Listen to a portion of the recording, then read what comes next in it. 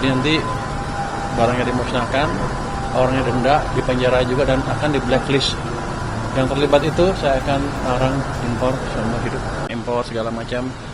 Saya harapkan mereka mulai hentikan itu, karena ke depan kita akan tindak. Sekarang pun di lapangan kita periksa terus dari waktu ke waktu. Kalau ketangkap ya nggak bisa kayak dulu lagi kira-kira. Jadi kita orang kan suka bingung, kalau itunya mati berarti nggak ada supply. Supply-nya barang-barang domestik harusnya nanti. Biar industri domestik juga hidup lagi.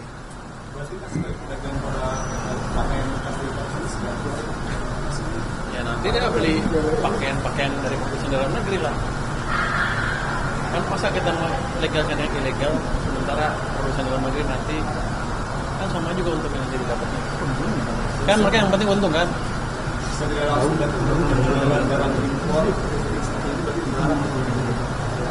Kalau ilegal emang dilarang kan? Kamera Pak. Atau siapa yang melegalkan?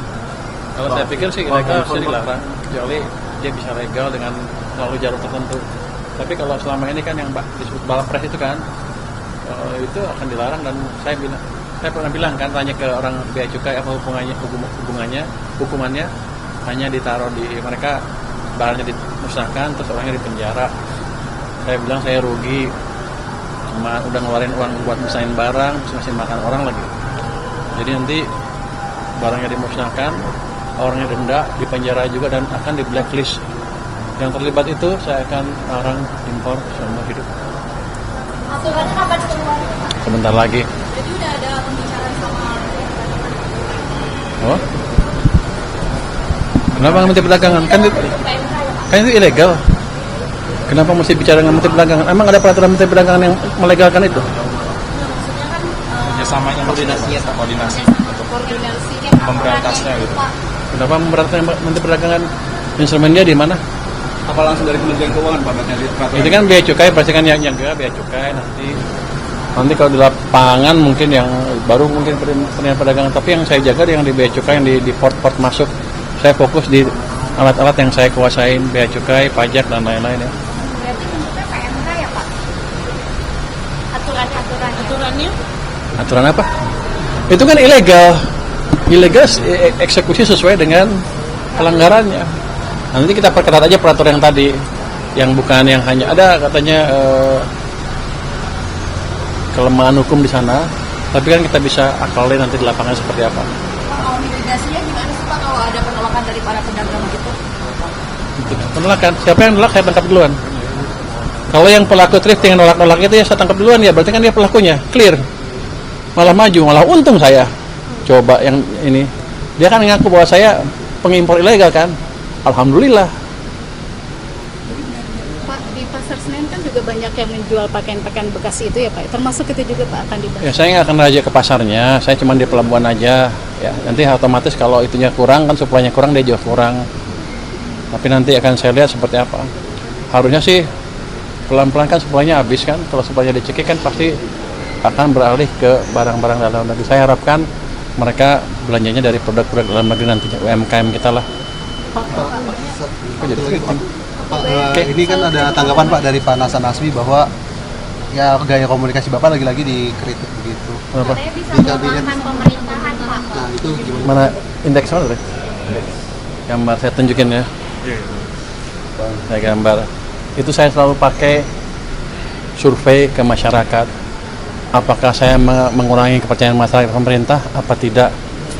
Kalau dari angka kita yang terakhir, ini baru keluar angka bulan survei bulan Oktober ya, dari dulu dan anak saya yang di surveinya dilakukan oleh LPS. Ini indeks kepercayaan masyarakat ke pemerintah. Kalau jatuh seperti ini keadaan buruk. Kalau sana bagus. Ini kemarin waktu bulan September, Agustus September itu turun terus, Juli Agustus September turun terus ke titik terendah sini. Inilah terjadi banyaknya demo. Tapi kita lakukan kebijakan yang mungkin untuk bagian kalangan agak drastis, agak ceplos. Tapi ini berhasil mengembalikan sentimen masyarakat ke pemerintah. Justru ini levelnya sekarang udah level sama dengan ini. Jadi sudah stabil lagi. Jadi stabilitas pemerintahan amat baik di mata masyarakat. kecuali di mata orang itu ya. Kenapa? Karena daya belinya juga ini daya beli itu yang ini kita konsumen nih turun karena ekonomi buruk. Ketika ekonomi bagus ini ke sana naik lagi. Ini sama ini ada korelasinya. Ketika ekonomi buruk mereka nggak suka pemerintah, makanya banyak demo besar-besaran. Tapi ketika mulai balik mereka juga senang ke pemerintah. Jadi sepertinya saya cowboy, tapi yang saya lakukan adalah mengembalikan kepercayaan masyarakat ke pemerintah. Itu juga atas pemerintah Bapak Presiden. Jadi saya nggak berani gerak sendiri. Jangan dianggap saya cowboy, saya nyapa panjangan tangan dari Bapak Presiden, kira-kira begitu. Dengan versi yang lebih halus malah. Berarti komentar Bapak terhadap beberapa menteri-menteri di bawah jabat Prabowo Subianto itu atas instruksi dari Presiden juga? Saya pernah bilang ke beliau, saya akan pastikan belanjanya tepat waktu. Dia bilang go ahead aja jalan. Kenapa?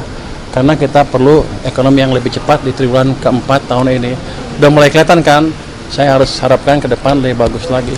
Saya tidak mencampuri kebijakan mereka ya, tapi memastikan bahwa penyerapan anggarannya tepat karena uangnya kan ada biayanya untuk saya, ada kosnya. Makasih ya. Makasih.